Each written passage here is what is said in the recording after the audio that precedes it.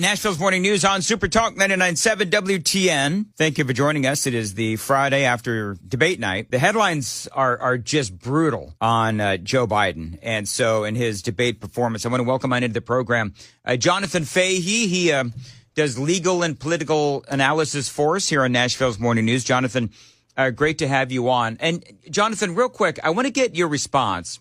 Ken Weaver played an audio bite during the newscast. It's Gavin Newsom and his response to Joe Biden's debate performance last night. Ken, play that real quick, would you? I know Joe Biden. I know what he's accomplished in the last 3.5 years. I know what he's capable of. And I know his vision. And I have no trepidation. Wow. I mean, I would say, Jonthan, that for Americans who saw that debate performance last night and for Gavin Newsom to continue after last night to try to gaslight the American people, I think that is, for somebody who could be at some point possibly replacing Joe Biden, I think that is a bad call because he is destroying his own credibility. Yeah, I agree. There's something particularly insidious about what's been going on here with not just Gavin Newsom, but what Democrats have been doing for a very long time now, of just basically getting out there and lying and saying, oh, behind the scenes, he's really on top of his game and all of these things. And, Gavin Newsom probably was one of the happiest Democrats last night, thinking this door might have opened for him. But I agree with you, to shred your own credibility, because it was so apparent.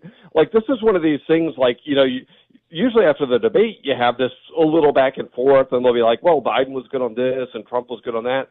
Really, there's no takeaway the Democrats can possibly have other than he was just dreadful, and he just, everything people have been saying about him from our side of the aisle has been proven to be true, that he's totally inept, has no idea what's going on. This is some sort of cruel game that is being played on the American people. And, when they talk about democracy on the ballot, well, it's like democracy is on the ballot if you vote for Joe Biden, because we have no idea who the actual president will be, and we don't know who it is now.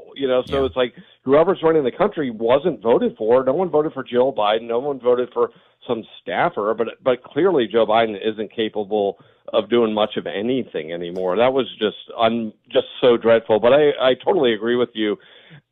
To put people out on your behalf to lie for you for a long time, that really shows a lack of character on Joe Biden's part. It just, or his surrounders. And Jonthan, if I may, it's a lack of character from the Democrat Party. I mean, my opening monologue at 5:00 was that, all right, so Biden had a terrible performance, but we have all known on our side, as you just said, what has been going on with Joe Biden's declining mental capacity. And so for us, this is, as I've said a number of times this morning, this is yet another moment where we conservatives have been proven right, just like the COVID came from a Chinese lab and the laptop from hell. We've been right about all of these things. And so this is just another lie that we have now been proven correct on. And so this isn't just a lie from Joe Biden and Jill Biden. This is a lie from the entire Democrat Party. And by the way, the media as well. And exactly, because they know what's going on. Oh, right. I don't know about you, and I'll let you. I'm going to play you a couple of sound bites, and I want to get your opinion on it. I don't know if you heard Joy Reid last night amongst the Democrats, but my phone really never stopped buzzing throughout, and the universal reaction was somewhere approaching panic. The people who were texting with me were very concerned about President Biden seeming extremely feeble, seeming extremely weak. Again, okay, so now you're just seeing this Joy Reid after a year and a half of telling us that everything was fine with Joe Biden? Yeah, it's pretty amazing. And, the Joe Scarborough quote that I've seen a lot on Twitter recently of him just saying how Biden is on top of his game or whatever type of thing he was saying, it's just so laughable. And it's really, it just shows how bad, I don't know if they're considered the mainstream media, but the mainstream media should be on top of this, because his capacity to do the job is highly relevant, and it's almost something that never, ever gets covered. And everything that, everything is just treated as like a little gap here or gap there type of thing, as opposed to like, this is a major problem. And we all know this. If he worked down the hall from us, people would talk to him about retiring. If he was a relative, we'd be taking the keys away. And everyone knows this. It was embarrassing to put him out there. And I don't want to say I feel sorry for him, because I don't. He's certainly part of this. But you would think people around him that love him would spare him the embarrassment, because that was just, I don't think I've ever seen, I don't watch like a lot of local political debates, but I don't think on any level I have seen a debate performance this bad for any office. It was laughable. And to think he had the highest level people around him for 6 days doing nothing but prepare him for a debate, which relates directly to what he supposedly does on a day-to-day basis. I mean, he should be able to knock these questions out of the park, or at least give substantive and real answers. And it was just a complete and utter mess. And, we talked about this before. It's like, Biden, the only thing he can even do at this point is personal attacks and things like that. And it's just, I think the American people don't want, Charlottesville and saying Nazi 20 times and other things like that. And that's all he seems to be capable of at this point. And it's just so pathetic. And it's probably a good thing for the Democratic Party that this happened now. And maybe this was the design, right, to put this here so they could find a way to get rid of him. And hopefully, on their end of it, they're probably figuring, how do we talk him and Jill out of this, continued embarrassment, because there's no way he can get reelected. I think after the American people saw this, and the media now has been exposed, so they can't not cover this. So it'll be kind of interesting in the next, month and a half or so before their convention, what they do, what the maneuvering is. But I'm sure Gavin Newsom's in the mix. Hillary Clinton is probably quite happy. Kamala Harris is probably mad because she knows they're going to try to pick somebody that's not her, because she's just, and she's probably the reason he hasn't been replaced at this point. No one could figure out a graceful way to do that. They can't say, hey, we'll give you the job, whatever, ambassador to the South Pole or something like that. She won't fall for that. So it's like, what do they do with her? And that's always been the conundrum.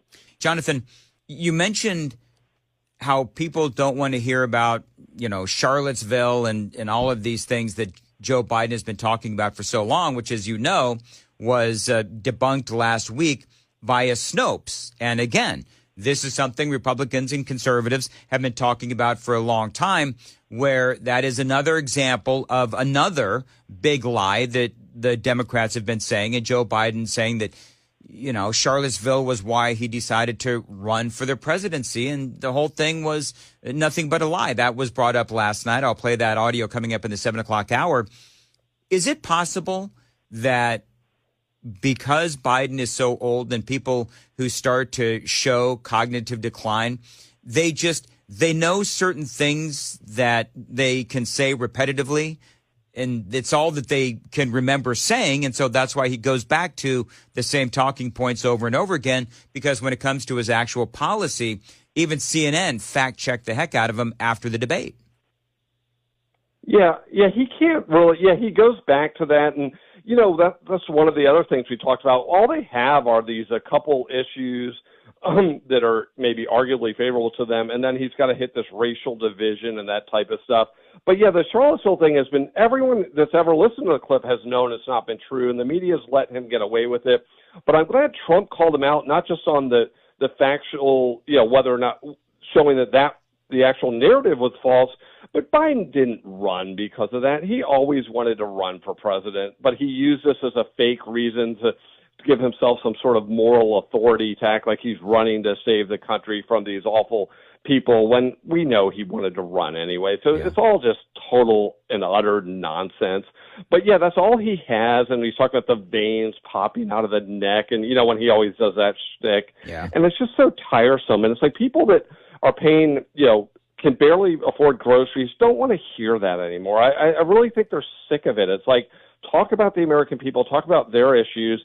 And Trump did a great job of bringing so many things back to the border, because Biden had no answer. And when he tried to talk about the bipartisan thing, that was one of the, the immigration clip was just outstanding when Trump, made that response when he was like, I don't even know what you said type of thing. Yeah. And neither do you.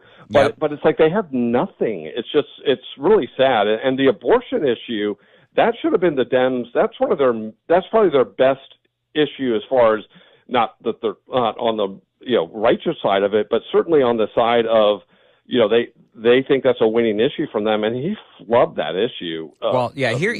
Here's that audio bite. This was perhaps one of the defining moments of last night's debate. Making sure that we're able to make every single solitary person eligible for what I've been able to do with the with the COVID. With dealing with everything we have to do with. Look, if we finally beat Medicare. Thank you, President Biden. President Trump?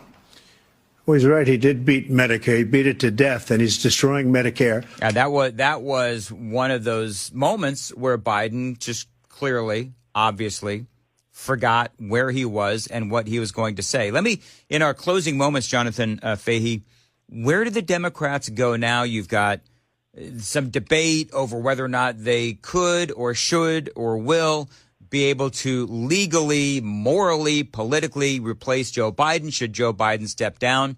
60 seconds. What do you think is going to happen next?